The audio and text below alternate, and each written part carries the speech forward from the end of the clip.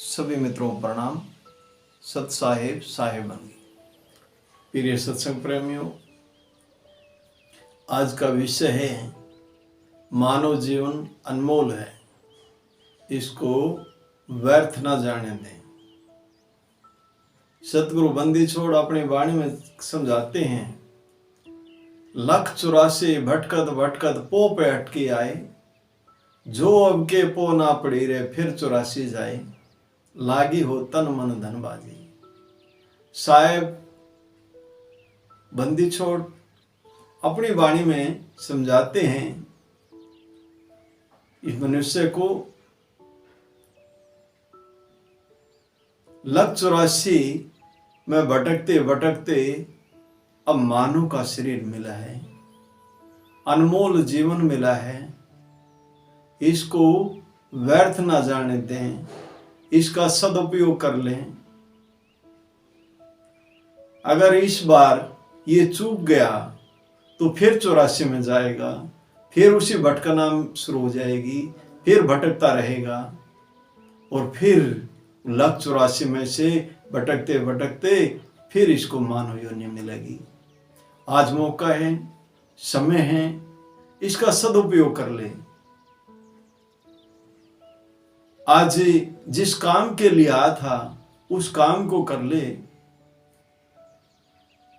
अपने आप को जान ले, मैं कौन हूं, मैं इस संसार में क्यों आया हूं, मेरा आने का क्या कर्तव्य है, उसको जान ले। उसको जानने के लिए और मैं यहाँ आकर के अपने कर्तव्य को पूरा करके मेरे को कहाँ जाना है, इस सारे सिस्टम को जान ले। ये मनुष्य जीवन मिला है, इसीलिए मिला है। रामचरितमानस में भी कहा है, बड़े भाग मानुष तन पावा, बड़े भाग्य हैं मनुष्य का शरीर मिला। सुर दुर्लभ सब ग्रंथन गावा, जो मनुष्य शरीर हमारे को मिला है उसके लिए देवी देवता भी तरसते हैं। साधन धाम मोक्ष कर द्वारा, ये जो मानव शरीर मिला है ये क्या है, एक साधन है, मुक्ति का धाम है, मोक्ष कर द्वारा, मोक्ष का द्वार है। जिन पाइन तिन पर लोक सवारा, जिसने इसको पा करके इसका सदुपयोग कर लिया, जिसने इसका सदुपयोग कर लिया तो उसका वर्तमान सुधर गया, और वर्तमान सुधर गया, वर्तमान के साथ उसका भविष्य भी सुधर गया। आज मौका है, समय है, इसका सदुपयोग कर ले। मानव जीवन मिला है, इसको व्यर्थ ना जाने दे। जिस काम के लिए आया है उस काम को कर ले। ये जीवन मिला है स्वयं को जानने के लिए, भक्ति करने के लिए, उस परमात्मा की प्राप्ति करने के लिए, आत्मा को परमात्मा से मिलन करने के लिए ये मानव जीवन मिला है। उसी लिए ये इस संसार में आया है। उस काम को अगर नहीं किया तो इसका मानव जीवन मिलना व्यर्थ चला जाएगा। इसलिए अब मौका है, समय है, इस समय का सदुपयोग कर ले। इस मौके को हाथ से ना जाने दें। जिस परमात्मा की खोज करता है, जिस मालिक की खोज करता है, वो कहीं बाहर नहीं है, वो इसके अंदर ही है। घट में है सूझत नहीं लानत ऐसी जिंद, तुलसी इस संसार को भयो मोतियो बिन। तुलसी साहब कहते हैं घट में है, वो मालिक को खुदा बंदी छोड़ घट में है, सूझत नहीं, इसको सूझता नहीं, इसकी जानकारी नहीं है, इसको ये अनभिज्ञता में है, अज्ञान में है, सूझत नहीं लानत ऐसी जिंद। कहते हैं ऐसी जिंदगी को तो लानत है। तुलसी इस संसार को, तुलसी साहब कहते हैं इस संसार को भयो मोतियो बिंद, मोतियो बिंद हो रहा है, अंधा हो रहे हैं। ये संसार अंधों की नगरी, अंधे हैं। कोई कोई दृष्टि वाला है, कोई कोई उस मालिक को जान पाता है, कोई कोई उसको देख पाता है। किसी किसी को के पास वो दृष्टि है, वो गुरु की दी हुई दृष्टि है, जिससे ये उस मालिक को देख पाता है, उसको जान पाता है।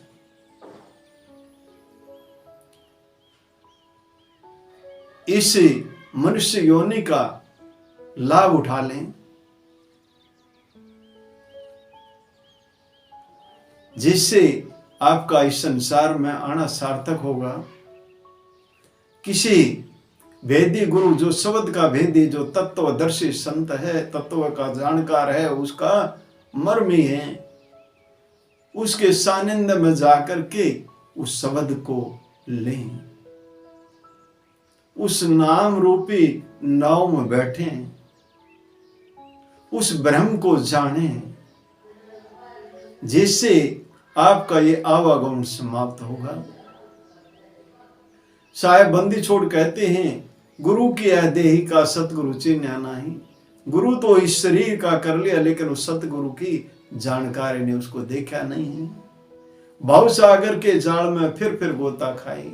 अगर ऐसा हुआ, अगर उस सतगुरु से मिलान नहीं हुआ, तो फिर भाव सागर के जाल में ये ऐसे ही आवागमन लगा रहेगा। इसलिए ऐसे गुरु का सानिध्य करे, जो तत्वदर्शी है, जो शब्द का भेदी है, उसी की नाव में बैठे और वो आपको इस भाव सागर से पार करा देगा। ये मनुष्य योनि आपकी सार्थक होगी। जिस काम के लिए संसार में आए हैं, वो काम पूरा होगा, आपका कल्याण होगा, आपका भला होगा, आपका जीवन सार्थक होगा। और ये जो अनमोल रतन मिला है, ये जो अनमोल जीवन मिला है, रविदास साहब कहते हैं, हरीसा हीरा पाई कर करे आन से आस, ते नर जयपुर जाएंगे सत बाखेरे दास। संत शिरोमणि सतगुरु रविदास साहब भी अपनी वाणी में समझाते हैं, तेरे को हीरे जैसा जन्म मिल गया। हरीसा हीरा पाई कर, तेरे को हीरे जैसा जन्म मिला। उस मालिक के बराबर तेरे को दिया है। हरि से हीरा पाए कर करे आंशा, तू किसी दूसरे से आज करता है, स्वयं को जानता नहीं है, तो अपने आप को भूल गया। तो स्वयं को जानता है, किसी दूसरे से, देवी से, देवता से, अल्लाह से, मियाँ से, किसी से आस करता है, यहां से तेरे को कुछ मिलेगा। करे आन से आस, तीन जयपुर जाएंगे। साहेब बंदी छोड़ कहते हैं, वो लोग कहां जाएंगे? नरक में जाएंगे। सतवाक्य दास, ये संतों के सतवचन है, इसलिए इनको समझना चाहिए, उस पर मनन करना चाहिए और किसी भेदी के पास जाकर के उस भेद को लेना चाहिए, तभी यह मनुष्य जीवन सफल होगा। इस मनुष्य जीवन सफल करने के लिए किसी तत्वदर्शी संत की शरण में जाकर के उसकी सेवा करके उसका सानिध्य प्राप्त करके अपने जीवन को सार्थक कर ले। इन्हीं शब्दों के साथ मैं अपनी वाणी को विराम देता हूं। बोलो साधु सत साहिब, बोलो साधु सत साहिब।